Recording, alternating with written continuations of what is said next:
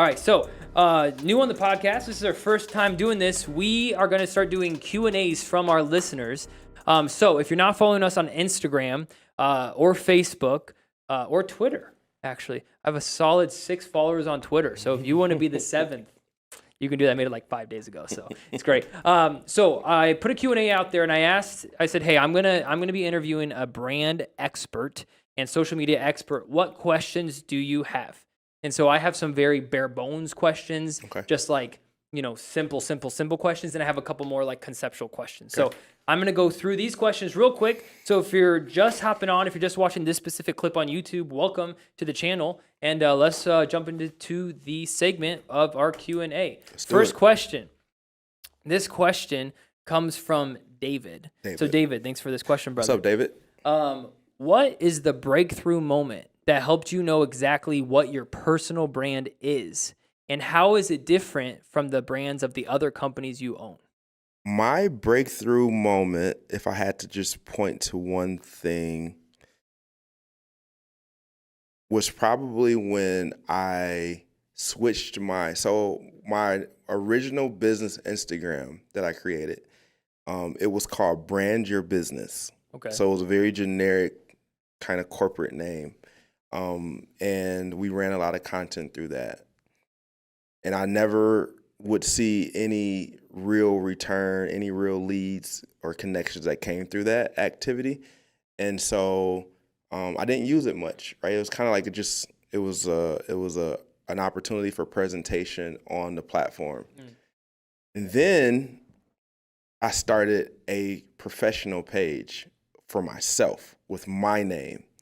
And when I would put the same content on both pages, the content that was on my professional personal page just exploded. Like it would do way better than the Brand Your Business page. And so I'm like, and this is probably 2017, 16, 17. And so it just immediately like clicked, like we are changing in society to trust and acknowledge personal brands over business brands. And if I'm putting the energy into my personal brand, then that means they're going to follow me. Am I prepared or in a mental space to be okay with that? Like making it about me versus about my business, because up to that point I had built Unique, and Unique was very much about the team, the company, the brand. It was not about me at all. As a matter of fact, for years, people didn't even know who started Unique or who was behind it, right? And so it was a very like hard or a very black and white like switch from one philosophy to another philosophy. But I think it was in that moment when I recognized that we were getting a lot of traction using my personal brand is when I realized like I have to become my personal brand and really like dive into what that looks like. Did you see a connection between when you started building your personal brand and then growth of your company's brand? Oh my God, like yeah, and that's really what I'm alluding to. Okay. The ability to generate conversations and spark interest about what I did was 10 times what was happening when I was just pushing it as a company. And I think it's really based on what type of brand you're growing. So like with a lifestyle brand, it's not as important because, people are following you for a culture. They're following you for the way you make them feel. When it comes to service-based businesses, when it comes to like self-help or strategy, things like that, then people need to know the person that's putting the plan together. And they follow the person versus following like a company that can be getting contributions from who knows, So I think that plays a part into it. But goes back to the psychology of it. The psychology. And social media, if we're just talking about social, it's all psychology. Like the reason someone follows you today in 2023 is different than what it was in 2015, 2014. So there's a lot of who is this person? What does he do? Does he look trustworthy? Is he creditable? Like the person that decides to follow is going through this full kind of like breakdown of the individual that they're gonna now follow. Like it is a big deal, and it wasn't a big deal before. Yeah, that's helpful. Yeah. David, hope that answered your question. Next question. This is Okay. Tim. 2 questions from Tim. Okay. All right, so thank you, Tim, for these questions. What's up, Tim? All right, first question. What platforms are best for quick growth, or just to get, if I want to start social media, what's the best platforms to getting your brand out there? Okay, so I'm gonna answer that in 2 ways. Okay. First, stop worrying about how fast you grow. Social media isn't from a business standpoint, social media shouldn't be about growth anymore because it doesn't give you the landscape to do that. Like the algorithms are not for you to grow. They're for you to make connections. They're for you to make quality connections. And so the mindset should be quality presentation across as many platforms as you can possibly be on. Okay. That should be the thought process. But if you want me to answer your question based on the tools that we do have, TikTok is definitely the quickest opportunity for organic growth on the internet right now. The second fastest place is Facebook, personal page on Facebook, and that's because you can invite people and add friends. So Facebook personal pages that can then be turned into professional pages, and you can leverage the analytics and the ad tools and things like that. So I would say TikTok, Facebook, and then keep an eye on the new platforms, Lemonade, Clapper. There's a lot of new platforms. If you go into the App Store, there's platforms that are growing extremely fast, and before we know it, they'll be on our radar. Yeah. So, okay, that's helpful. Follow-up question from Tim. So he's a business owner. He's like, we do some social media, but when we do it, I do it. Right. I need to delegate it though. Yep. What quality should I look for in a person to manage our social media? Accountability is the number one thing. Will they do what they say they're going to do? It's important for a business owner to manage their own social for a while, though. Mm-hmm. So it's nothing wrong with that, Tim. And as a matter of fact, I would continue to do it until you just can't do it anymore. By doing it, it's going to give you the information that you need to make a quality decision on who you're bringing in. You need a person that understands your personality, a person that you connect with and vibe with, especially if it's going to be a person that's working internally. If you're going to outsource to an agency like Robert Courtney and Associates, quick plug, you want to look for a track record of success. You want to look for a person that can quickly assess who you are, understand your voice, and then have a proven ability to be able to emulate your voice through your content. And so those would be kind of the things that I would look at.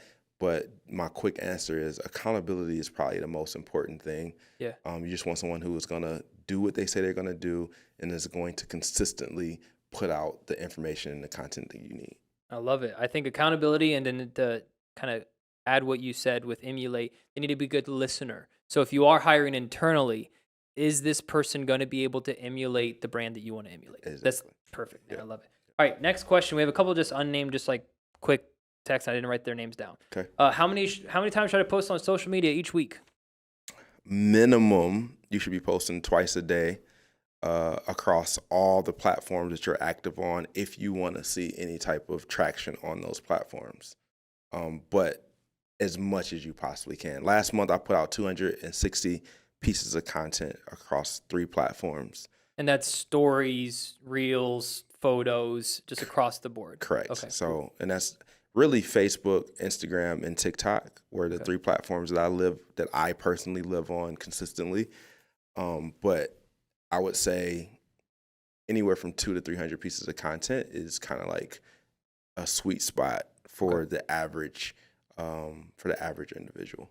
All right, you heard the man. I need to step up my game.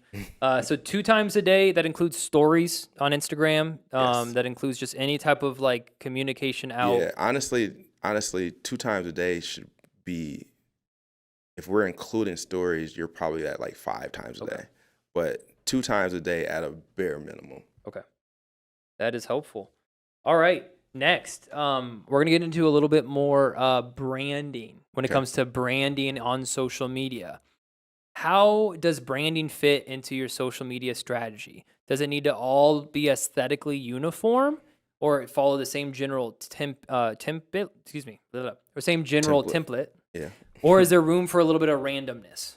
It is a lot of room for randomness nowadays. Branding is important to make sure that people recognize you when you put out a piece of content, but it doesn't have to always be visually, Mm. right? So you can brand through message, you can brand through sound, you can brand visually, which is like the same color aesthetic.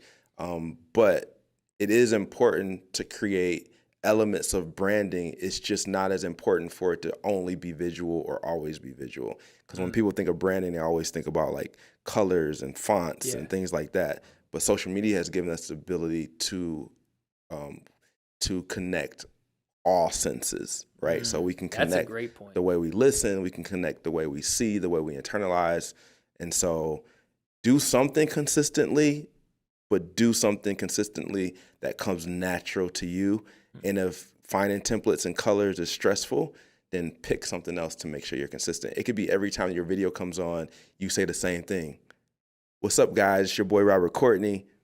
Every time. It's your boy Robert Courtney. Peace. Like every time you hear me, or What's Next by Drake. Like my videos are constantly playing the same song. So people start to That's a great follow point. you, and then they start to like get used to similar things happening, and that's branding.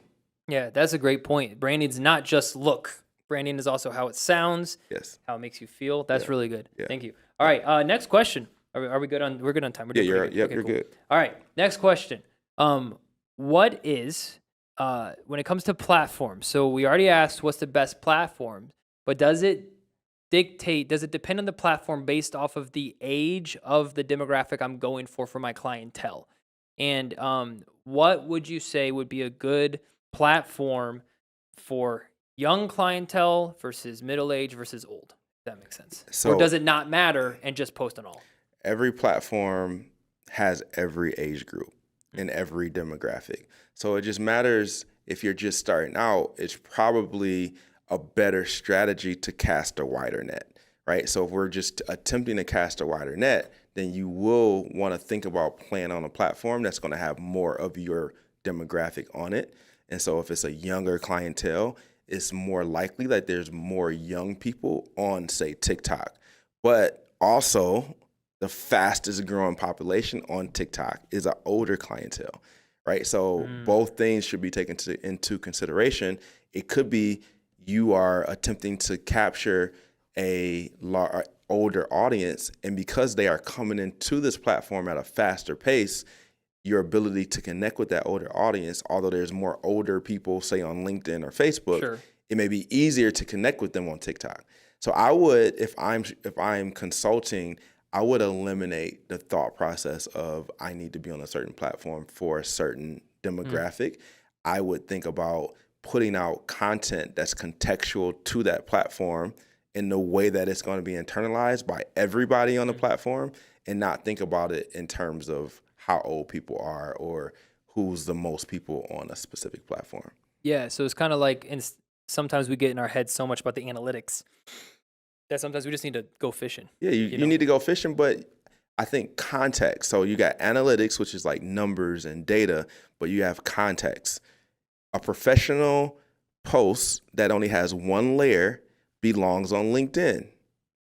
The exact same content or information won't work on TikTok. Yeah. But it will work if it's delivered while you're singing, putting on makeup with a dog barking, a picture behind you, and a nice outfit on. Yeah. Right? So if you understand the context of the platform and what people respond to on the platform, then it just need to be delivered in that way. That's helpful. That makes sense. That's very helpful. Okay. So the deliverable might look different. You're casting the wide thing, but you're not just uploading the same video to all three. Correct. The actual product itself might look a little different depending on what Well, but the message is the same. The message is the same. Yeah. That's the more important part. Yeah. Hey guys, hopefully you enjoyed that clip. If you did enjoy that clip, please hit that like button and the subscribe button. It really helps the show out a lot. Just tells YouTube, hey, this is a show that people want to watch.